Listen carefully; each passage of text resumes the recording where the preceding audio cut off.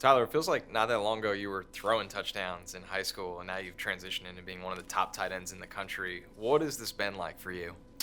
Yeah, I feel like I've been really lucky to come in to a program that I did with a bunch of great tight ends ahead of me that I've gotten to, watch and learn from and become friends with. So I think really just being around guys like that only help project me to a higher level tight end. And Coach Howell has done a great job of developing all the tight ends in the room, and he's a really special coach. I think there's been a lot of outside sources I've been lucky to be around to help me get to where I'm at.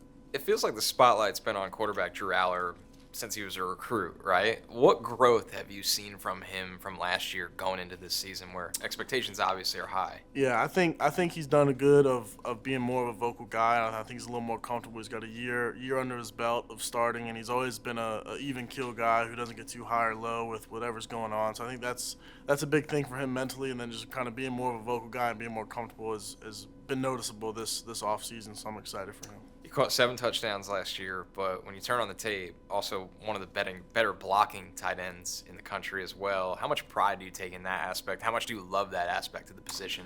Yeah, I think if Ty Howell's going to recruit you, him being an offensive line back in his day, you're not just going to come here to catch passes. You got to do a little bit of everything, and he kind of puts that in us as when we first get here, and that's kind of what we take pride in is being well-rounded tight ends and being able to do the dirty stuff as much as the fun catching the passes and stuff like that. So, we take pride in it, and I'm every time I'm out there blocking, I'm trying to make him proud of what I put on tape and reflect well on him as a coach. So I think that's kind of how our room works and why it works so well. Schedule looks a little different this year with all the new teams in this conference, and that's exciting. But what are some of the challenges that brings as well? Yeah, I mean, obviously it's talented teams that are coming in, so it's only gonna up the schedule difficulty, which is it's a good thing. Good competition is a gift, and then obviously there's some more travel going to the West Coast and stuff like that. But at the end of the day, it's good football teams playing good football teams, and we're gonna have to approach it the same way we would every week, and it's gonna be a grind, but we're excited for it and looking forward to it. This program is looking for its first Big Ten title since 2016. How do you get over that hurdle this year? I think really it starts with camp coming up, and if we want to get to somewhere down the road, we're not gonna get anywhere without taking the first step. So staying in the present, and, focusing on going 1-0. If we do that each week, it'll take us to where we want to go. But it really starts with the first thing we got at hand, which is camp, and then working towards West Virginia and being 1-0.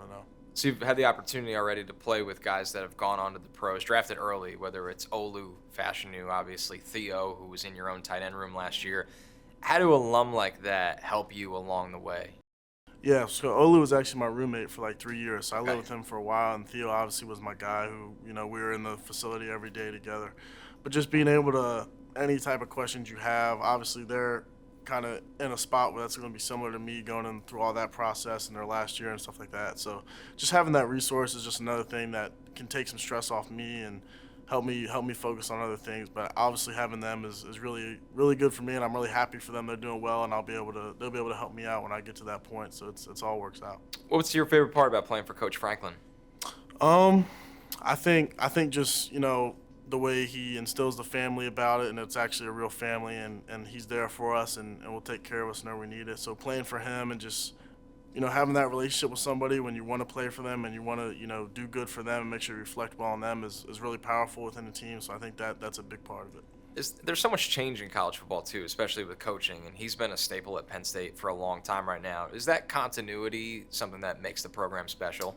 Yeah, I think that's something you could say because, like you said, there's a lot of moving around. So having a steady head man at the front of the table is really important. And there's stability when you get there, and you don't got to worry about maybe not having your coach the next year or something like that. So it's been really good for me and really important, and I think it will continue to be like that. So Coach Franklin has talked about your ability to play on the line of scrimmage, off the line of scrimmage. I know a lot is asked of Penn State tight ends, as we saw the usage with even you and Theo last year.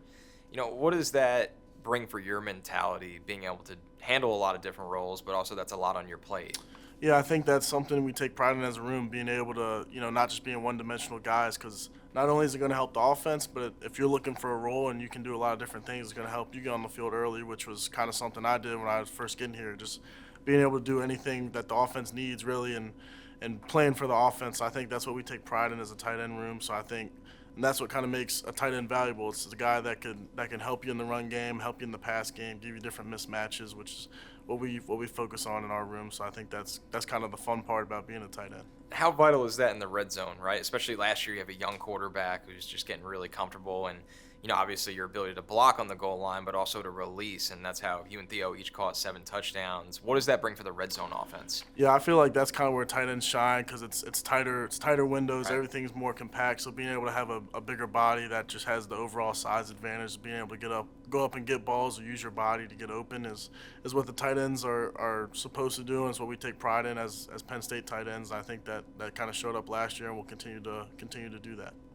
The NFL is going to be loudly knocking on your door before you know it. When your time is done at Penn State, what do you want to look back at that you're really proud of? Yeah, I just, when people think about how I played the game, think about I played it the right way, to the whistle, after the whistle, just kind of played with great effort, great teammate, always helping other people up, stuff like that, and just kind of respect how I played the game and thought I played with great effort is really what I like when I leave. Thanks, Tyler. Yep, thank you.